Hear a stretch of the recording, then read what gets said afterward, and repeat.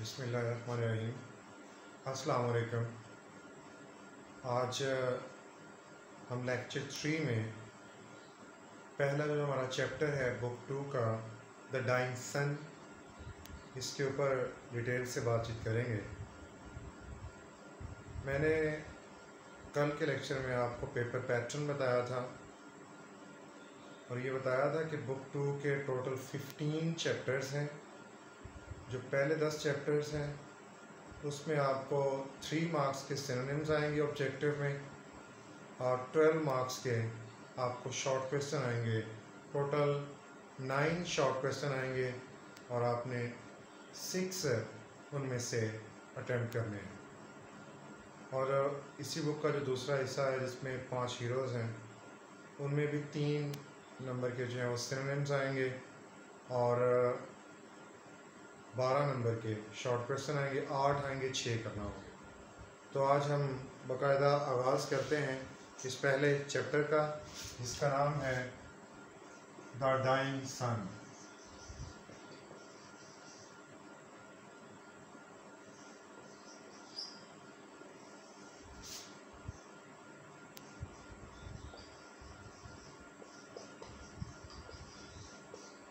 The dying sun को mister James jeans ने लिखा है।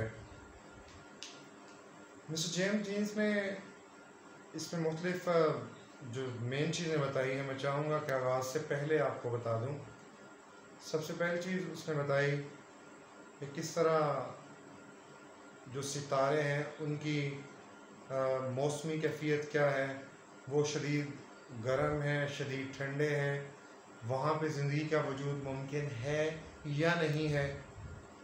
दूसरी चीज़ उसने ये बताई कि ये ज़मीन कैसे बनी, यानी ये दुनिया जो ये कैसे वजूद में है। तीसरी चीज़ बताई इसमें इंसान कैसे बना। चौथी चीज़ बताई कि ये ज़िंदगी का वजूद कैसे शुरू हुआ, इंसानों की चहल पहल कैसे शुरू हुई।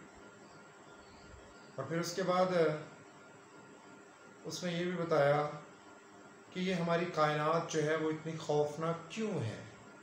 तो ये सारी चीज़ें इस चैप्टर के अंदर डिस्कस की गई हैं।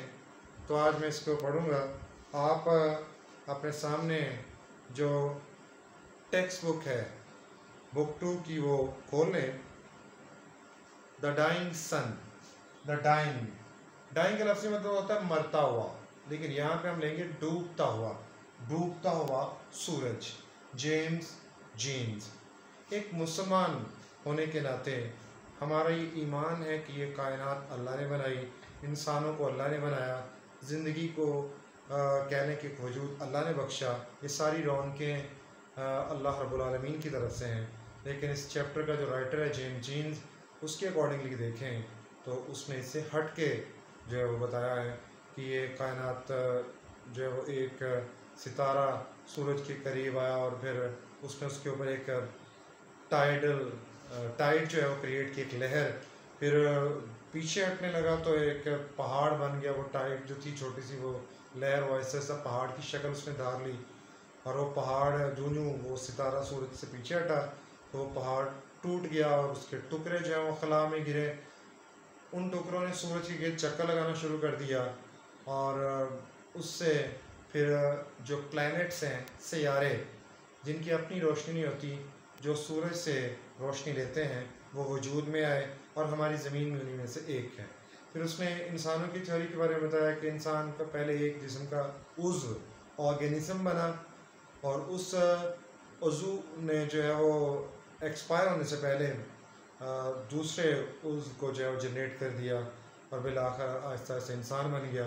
और फिर इंसान के अंदर डिज़ायर्स, ख्वाहिशें पैदा हुई, यहाँ तक कि ज़िंदगी का एक वजूद जो है मुमकिन हुआ। तो ये सारी चीज़ें एक मुसलमान होने के नाते तो हमारे अक़ीदे से ये बिल्कुल जो है वो मैच नहीं करती, लेकिन चूँकि हमारे सिलेबस में ये चैप्टर शामिल है तो हमने इसको अकॉर्डिंगली जो पढ़ना है और इसके क्वेश्चन जो है वो भी तैयार करने हैं। आज 17 जून है, वेडनेसडे, बुध 2020 और तीसरा लेक्चर है ये सेकंड ईयर इंग्लिश का, पहला chapter the dying son. A few stars are known which are hardly bigger than the earth. कहता है कुछ सितारे जो हैं उनको हम जानते हैं, उनको उनके बारे में हम रखते हैं जो हार्डली बमुश्किल बड़े हैं ज़मीन से, but most of them are large, लेकिन उनमें से उन सितारों में से कुछ इतने बड़े हैं that hundreds of thousands of earth could be packed inside. inside का मतलब होता है इंटरनल। मैं साथ साथ आपको सिनोनिम भी जो है वो बोर्ड पे लिखूंगा ताकि आप इसको समझ सके। इनसाइड मीन अंदरूनी जानिब, अंदरूनी हिस्सा। तो कहता है कुछ सितारे जो हैं वो इतने बड़े हैं कि वहाँ पे लाखों करोड़ों ज़मीनें जो हैं वो समाई जा सकती हैं। And leave no room to spare. Room से मुराद यहाँ पे होगी प्लेस, जगह। जैसे हम कहते हैं कि बस में बैठने की कोई जगह नहीं थी, बस में जगह नहीं थी, there is no room in the bus. हमने ये नहीं कहना कि there is no place in the bus. Grammatically correction के लिहाज से हमने कहना है there is no room.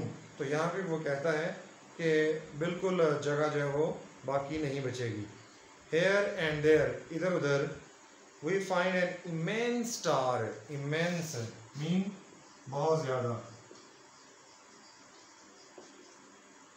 Huge, great.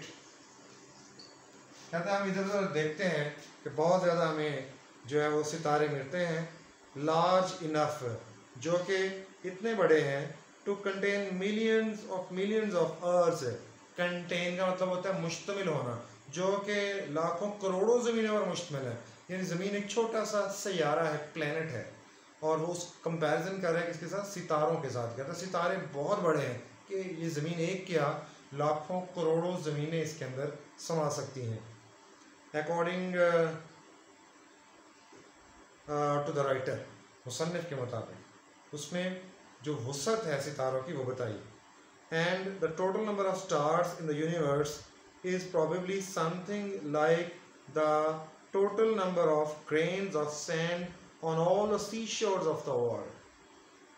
कहता है कि जितने सितारे हैं ना कायनात में, अगर आप देखें तो जितने भी वो साहिल समंदर है दुनिया में, उनके अंदर जो साहिलों पर रेत के ज़रात हैं, ग्रेन्स ऑफ सैंड, रेत के ज़रात, तो उससे भी ज़्यादा है। यानी उसने कंपैरिजन करके बताया कि बहुत ज़्यादा सितारे हैं, लातादाद हैं।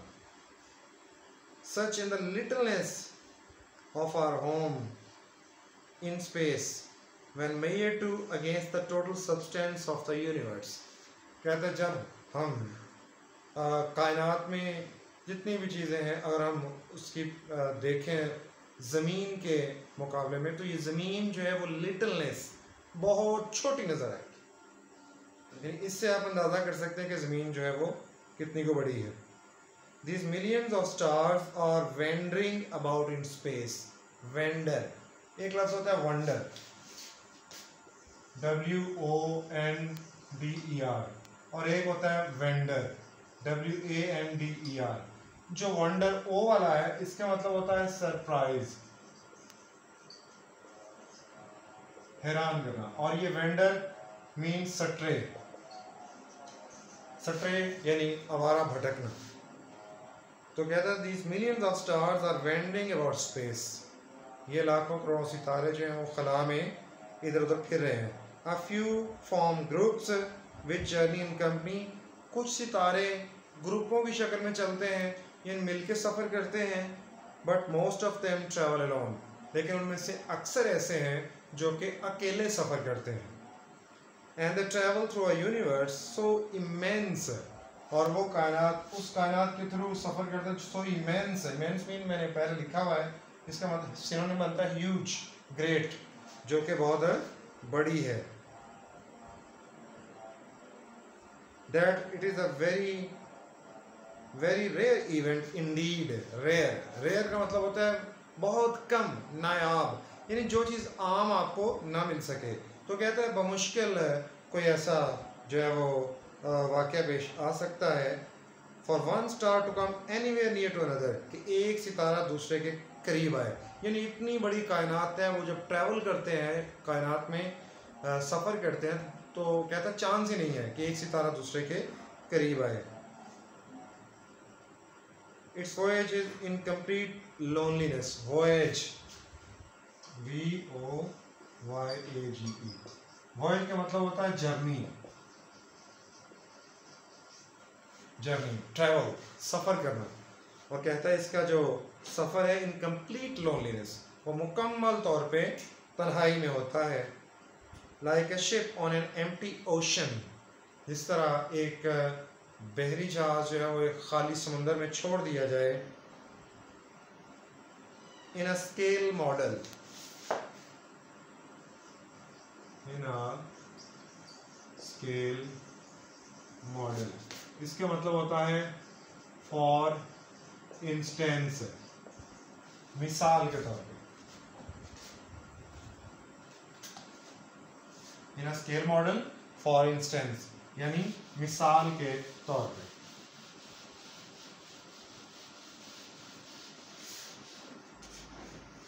तो कहता है in a scale model in which the stars are ships, कहता है उसकी मिसाल आप ऐसे लें कि जैसे ये जो सितारे हैं ये एक बहरी जहाज की तरह है।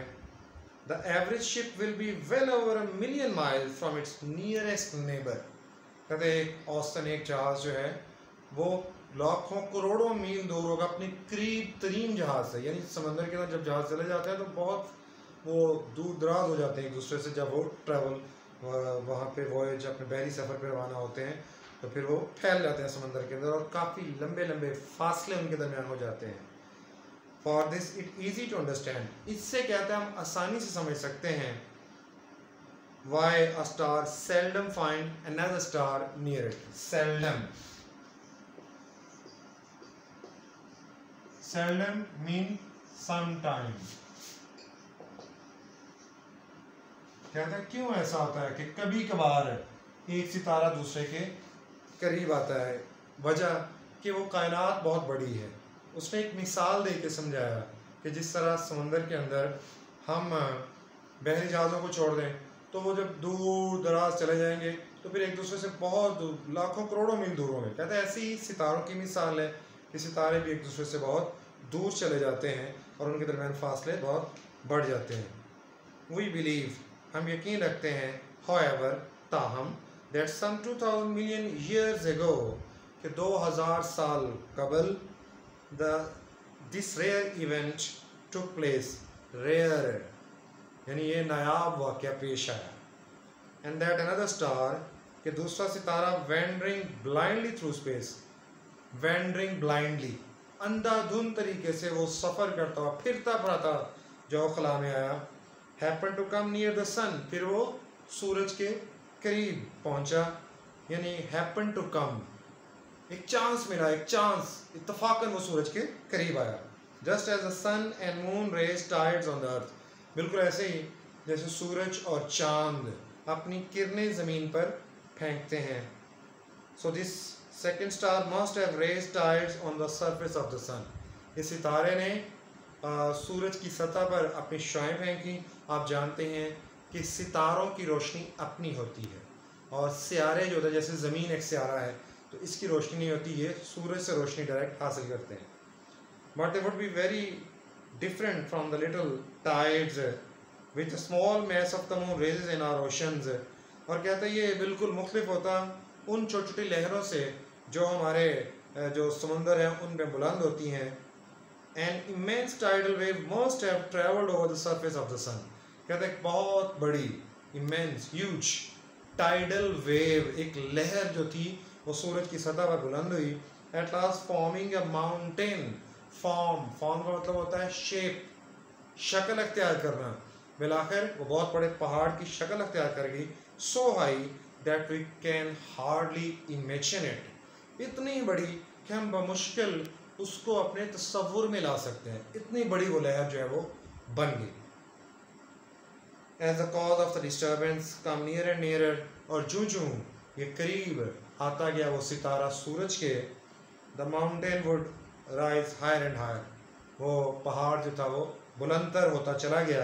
And before the second star begin to move away again, इससे पहले कि वो दूसरा सितारा उससे पीछे हटता, its tidal pull had become a powerful, यानी उसका जो लहरों का खिंचाव था वो इतना ताकतवर बन गया। यानी जब सितारा सूरज के करीब पहुंचा तो टाइडल पुल, एक लहर क्रिएट हुई, पैदा हुई, फिर उसका खिंचाव इतना ताकतवर बना that this mountain was torn two pieces, कि वो पहाड़ जो था, जब सितारा पीछे हटा सूरज से तो वो पहाड़ जो था जो उनके दरमियान कायम हुआ था उस कह लें कि खिंचाव की वजह से, तो वो पहाड़ जो है वो टूटना शुरू हो गया।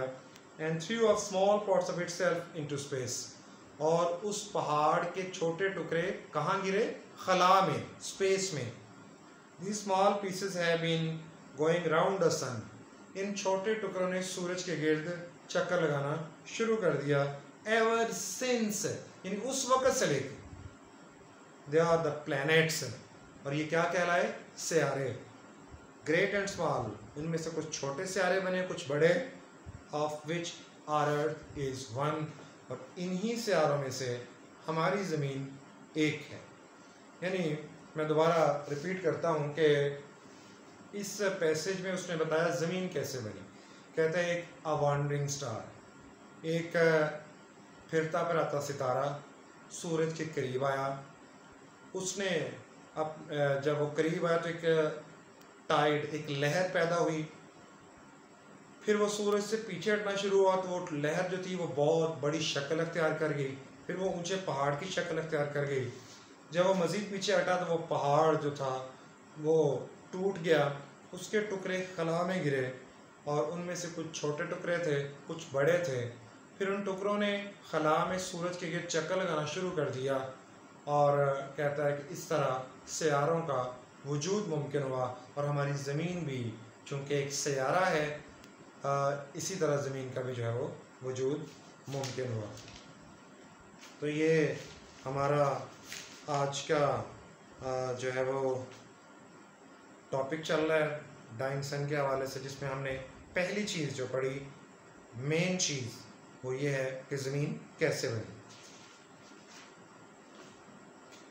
अब हम इसको मज़ीद आगे लेके चलते हैं। The sun and other stars, कहता सूरज और दूसरे सितारे, we see in the sky, जिनको हम आसमान पर देखते हैं, यानी ये सूरज, ये सितारे जो हम रात को देखते हैं सितारे, तो कहता है कि they are all extremely hot. Extremely का मतलब होता है बहुत ज़्यादा, शिद्दत के साथ, टू मच। कहता है ये बहुत ज़्यादा गर्म है, far too hot for to exist on them. Too hot, TOO, इसका मतलब होता है बहुत ज़्यादा। कहता है वो इतने ज़्यादा गर्म है कि वहाँ पे इंसान का रहना बहुत मुश्किल, मुमकिन ही नहीं है।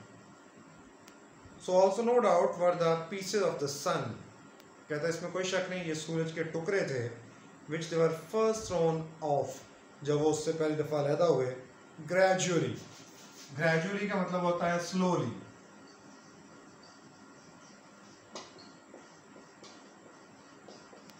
ग्रेजुअली, इसका सिनोनिम बनेगा स्लोली। कैसा? Aahista Aahista, they became cooler, ये सर्द होते गए, until now they have very little heat of their own.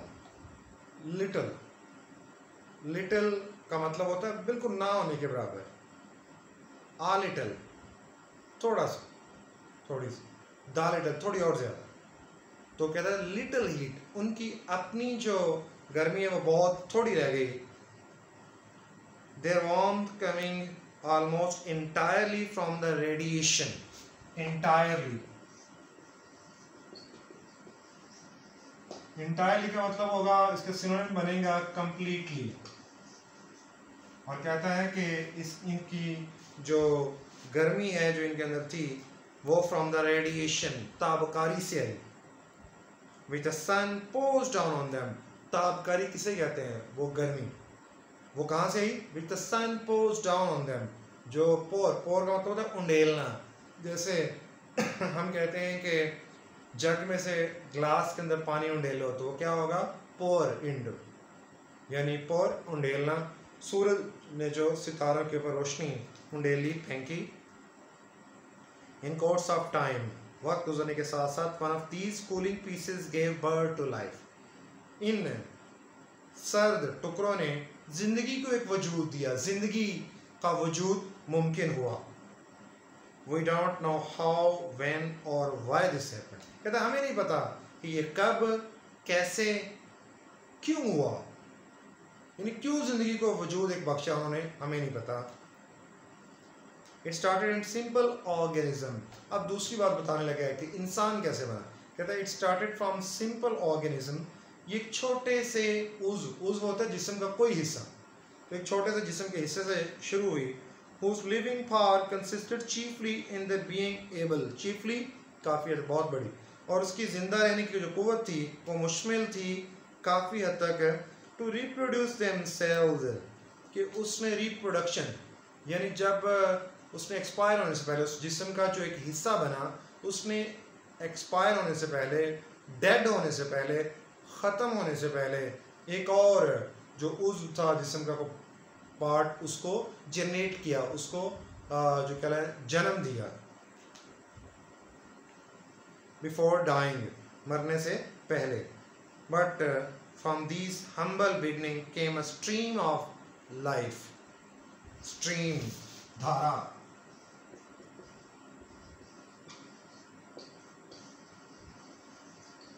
Current, stream का सिनोनिम बनेगा CURRENT, करंट।